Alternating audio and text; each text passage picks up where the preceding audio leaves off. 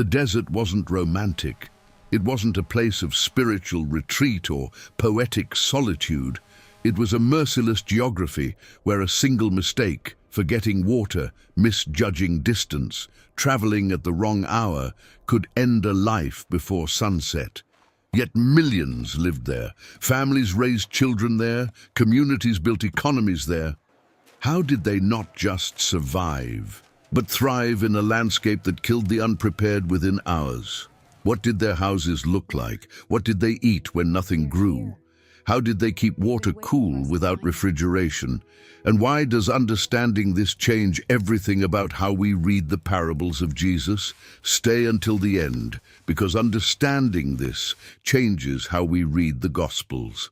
The houses rose from the earth itself. Mud brick, thick as a forearm.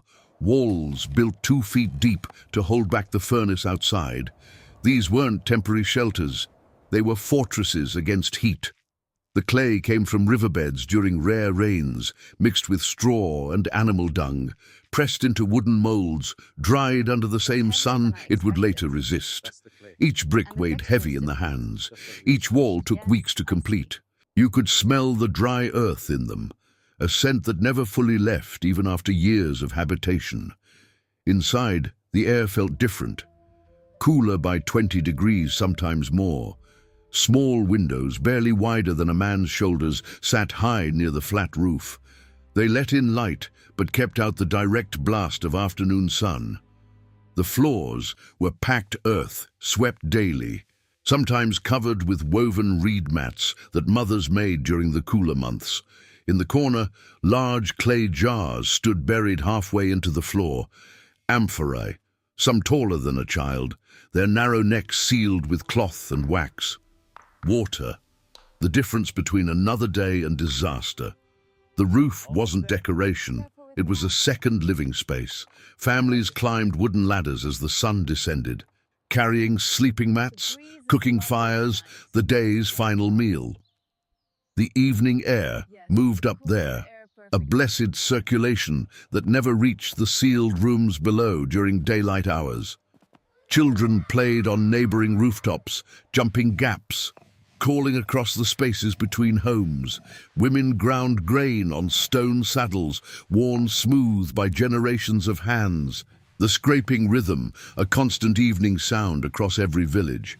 The smell of bread baking in small clay ovens, mixed with smoke and cooling stone. But survival began before construction. It began with location. No one built randomly in the desert. Villages clustered near wadis, dry riverbeds that exploded with water perhaps 3 times a year, sometimes less. These weren't rivers, they were memory and hope. When rain came in the distant hills, a wall of water would thunder through these channels with enough force to sweep away animals, even people caught unaware. But that water meant everything. It soaked into the ground, creating underground moisture that wells could reach. It left behind silt, the only fertile soil for miles. Without a wadi, there was no well. Without a well, there was no life. The wells went deep, 30 feet, 50, sometimes more, carved through limestone by hand over months or years. The labor itself was inheritance, fathers teaching sons the craft of reading stone, knowing where water hid. At the bottom, the digger worked in near darkness, hauled up in a leather bucket when air grew thin.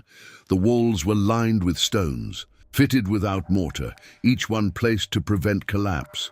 A community's well was its most valuable possession. Wars were fought over them. Treaties were signed because of them. A poisoned well meant exodus or death. Water determined everything, not just survival, but status, security, dignity. The family with rights to draw first owned a form of wealth no coin could measure. Those who drew last, after the sun had fully risen and the day's heat had begun, carried that water uphill to homes on the village edge, their children watching the precious liquid slosh and diminish with each step. Every drop mattered. Spilled water wasn't clumsiness, it was crisis. They stored it in those buried jars, clay fired at temperatures hot enough to seal the pores partially but not completely. The clay breathed. Water seeped microscopically to the outer surface, where it evaporated, pulling heat from the liquid inside. Physics without science. The water stayed cool, drinkable, safe. A jar could hold 10 gallons, sometimes 15. A family of 6 needed at least 3 jars filled at all times. That meant daily trips to the well, often before dawn, leather bags slung over shoulders or balanced on heads. The walk back uphill a meditation of careful steps and controlled breathing. But water alone wasn't enough. The body needed salt. Desert heat pulled it from the skin faster than any other environment. Without salt, muscles cramped, vision blurred, confusion set in, followed by collapse.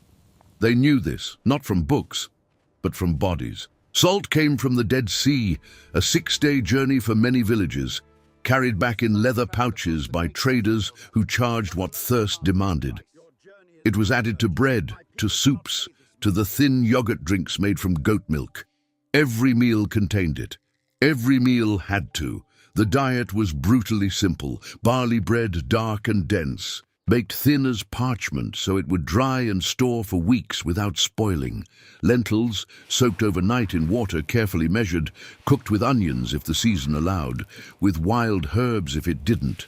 Dried figs, pressed into cakes, each one representing a tree that had somehow survived, roots reaching down 30 feet or more to touch underground moisture.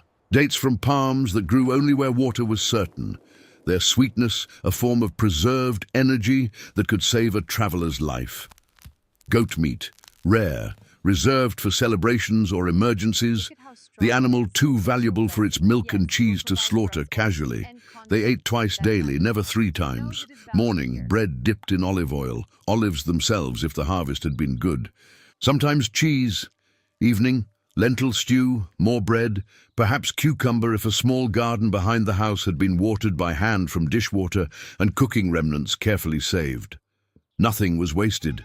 Vegetable peels went to goats. Bones were boiled repeatedly until they crumbled. Even ash from cooking fires was mixed into soap or used to treat leather. Clothing wasn't fashion. It was engineering.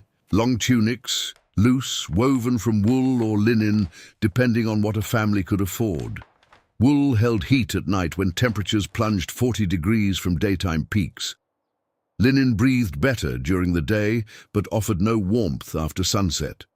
Most people owned 1 tunic, maybe 2. They wore them until the fabric thinned to transparency, then patched them with scraps from older garments. Then eventually tore them into strips for other uses. The poor wore tunics bleached colorless by sun and washing. The comfortable wore undyed wool or linen in natural brown or cream. The wealthy wore dyed fabric, purple, red, deep blue colors that announced resources and status from 100 yards away. Head coverings were mandatory, not optional. A cloth wrapped and secured, protecting the head, neck and face from direct sun. Without it, headaches came within an hour. Nausea followed. Then came the dangerous confusion, the stumbling, the body's systems beginning to fail. Children learned to wrap their heads before they learned to write. It was that fundamental. Travel required calculation. No one walked through desert in the middle hours. The sun between 10 in the morning and 4 in the afternoon was a predator. It radiated off rocks with enough intensity to crack leather, to blister exposed skin in minutes. The smart traveled at dawn, rested through midday in whatever shade existed, a cave, an overhang, the shadow side of a boulder, then continued at dusk. Night travel was safest, but dangerous for other reasons. Unseen drops, scorpions, the possibility of losing the path and wandering into deeper wilderness where no wells existed. Distance was measured not in miles, but in water. A day's journey meant how far a person could walk before the water they carried ran out. That distance changed with season, with temperature, with the traveler's age and strength. For most, it was roughly 20 miles. Caravans moved slower, perhaps 12 miles daily, But they carried more water, had animals to share the burden, had experienced guides who knew every well, every spring, every emergency water source along established routes. The truly poor traveled alone or in small family groups.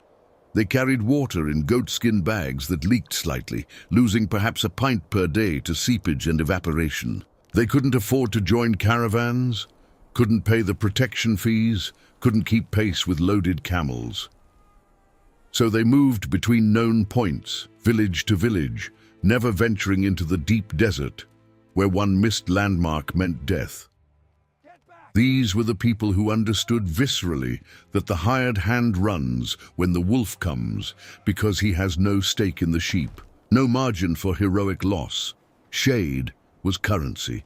A tree large enough to shelter a family during midday rest was a landmark, a meeting point, a place of value. Fig trees, with their broad leaves and spreading branches, were planted intentionally along routes, tended by the communities they served. To cut down such a tree was to commit violence against every traveler who would pass that way. When Jesus cursed the fig tree that bore no fruit, those listening understood immediately. A tree that failed its purpose, that consumed water and gave nothing back, deserved removal. There was no sentimentality in that judgment. There was only the mathematics of survival. Sweat was information. The body's cooling system worked perfectly until it didn't. A person could sweat away 2 gallons of water per day in extreme heat, more if working. That fluid had to be replaced, or the blood thickened, the heart strained, organs began shutting down in sequence. They learned to read their own bodies. Thirst was already late-stage dehydration. The absence of urination was a crisis. Dark urine meant emergency. They drank before thirst, not after. They rested before exhaustion, not during. These weren't luxuries. They were protocols that separated survivors from casualties. Heat wasn't just discomfort. It was a force that invaded everything. Leather cracked, wood warped. Metal tools became too hot to touch by midday and had to be wrapped in cloth to use. Ink dried in wells before scribes could finish letters. Bread baked too quickly, burning outside while staying raw inside unless the oven temperature was managed with obsessive attention. Even sleep was labor, the body working constantly to cool itself, waking repeatedly as internal temperature rose, requiring repositioning, requiring water, requiring the night hours to drink and breathe and lower core heat back to survivable levels. The desert revealed inequality with perfect clarity. The wealthy had deep cisterns carved into bedrock beneath their homes, holding thousands of gallons collected during winter rains, enough to irrigate small gardens, to wash bodies, to give servants and animals what they needed. The poor had a single buried jar, refilled daily by hand, rationed with arithmetic precision. When drought came, and it always came, not if but when, the wealthy noticed only that their gardens browned and their fountains slowed. The poor buried children. Into this world, Jesus spoke, and every word landed with the weight of shared experience, of survival knowledge encoded in bone and memory. When he said, "Give us this day our daily bread," the people listening knew exactly what he meant. Not abundance, not surplus, not tomorrow's provision secured today, just today's, the bread that kept a body alive for one more rotation of the sun. That was the prayer. Desperate, immediate, grounded in the reality that tonight's meal was never guaranteed, that next week's flour might not exist, that provision was daily or it was nothing. When he told them to consider the lilies of the field, how they neither toil nor spin, yet Solomon in all his glory was not arrayed like one of them, he wasn't speaking poetry. He was pointing to the wildflowers that exploded across the desert floor for perhaps 3 weeks after the rare rains. Brilliant, impossible, surviving on moisture that would kill a crop, blooming in soil too poor for cultivation. They lasted days, sometimes only hours in full bloom, then vanished until the next uncertain rain. The people understood. Beauty and provision could exist without human anxiety, without the grinding labor that consumed every waking hour. It was a revolution wrapped in botany. When he spoke of the shepherd leaving 99 sheep to search for one lost, the audience didn't hear sentimentality. They heard economics and risk. A lost sheep meant lost investment, lost future wool, lost future lambs. But more, a sheep alone in the desert was dead by morning, killed by heat or predators or both. The shepherd who searched wasn't being noble. He was doing what survival demanded, recovering value, preventing total loss, acting while action still mattered. And the father, who ran to meet the returning prodigal son, who saw him while he was still far off, that father had been watching the horizon daily, scanning the desert road where travelers appeared as distant shapes shimmering in heat, hoping to recognize a gate, a silhouette, a sun before dehydration or bandits or despair made return impossible. The water Jesus offered, living water, springing up to eternal life, landed differently in throats that knew real thirst. The woman at the well understood immediately. She came at noon, the forbidden hour, when no sensible person drew water, when the well would be empty of witnesses to her shame. She came because she had to, because she'd been cast to the social margins, where even basic necessities required public humiliation. When Jesus promised water that meant never thirsting again, never making that walk again, never carrying that weight again, never facing those eyes again, she wasn't hearing metaphor. She was hearing liberation from the specific, physical, daily grinding reality that shaped every morning of her existence. The desert taught a single lesson, repeated until it became cellular. You cannot do this alone. Survival required community, required shared wells and shared knowledge and shared labor. The lone traveler died. The isolated family died. The village that hoarded its water during drought watched that water run out anyway, then died. Generosity wasn't virtue, it was strategy. The person you helped today might be the one who pulled you from a wadi flood tomorrow, who shared their bread when your stores failed, who knew which plants held moisture in their roots when the wells ran dry. Jesus, born in Bethlehem, raised in Nazareth, ministering through Galilee and Judea, walking the desert roads between villages, knew this world completely. He didn't speak from philosophical distance. He spoke from inside the same heat, the same thirst, the same daily negotiation with scarcity that shaped everyone around him.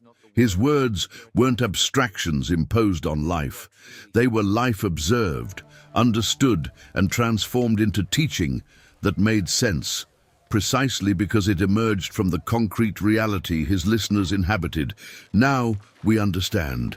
The Gospels weren't written in universal, timeless language that applies equally to all places and all peoples. They were written in the specific vocabulary of a specific place, where water was wealth, where bread was survival, where tomorrow was never certain, where community was the only barrier between life and death.